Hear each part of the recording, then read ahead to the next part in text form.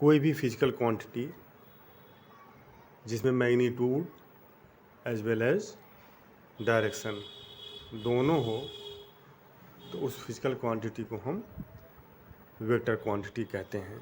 जैसे मान लीजिए फोर्स है, ये तो इसके अंदर इसका मैग्नीट्यूड होता है और इसका डायरेक्शन होता है। आपको अगर मैं बताऊं कि इस पर फोर्स लगाया जा रहा है, इस पर मान लो इस पर 10 न्यूटन का फोर्स लगाया जा रहा है, तो उसमें ये भी देखना पड़ेगा कि 10 न्यूटन का जो फोर्स लगाया जा रहा है वो किस डायरेक्शन में लगाया जा रहा है। तो अगर हम 10 न्यूटन का फोर्स अगर हम इस डायरेक्शन में लगाएं तो ये इधर चलने लगेगा, इस डायरेक्शन में लगाएंगे तो ये इधर चलेगा, इस डायरेक्शन में लगाएं तो ये इधर चलेगा। 10 न्यूटन का फोर्स हम जिस डायरेक्शन में लगाएंगे इस बॉडी के अंदर उसी डायरेक्शन में मोशन होगा। तो फोर्स वेक्टर क्वांटिटी है। ठीक इसी तरह से आपका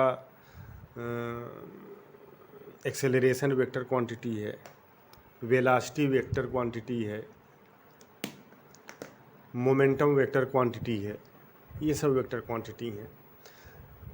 तो वेक्टर क्वांटिटी में मैग्नीट्यूड और डायरेक्शन दोनों को कंसीडर किया जाता है।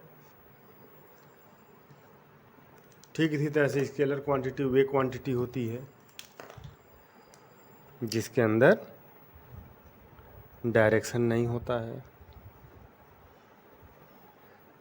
इसमें डायरेक्शन नहीं होता है, सिर्फ मैग्नीट्यूड से आपका काम चल जाएगा।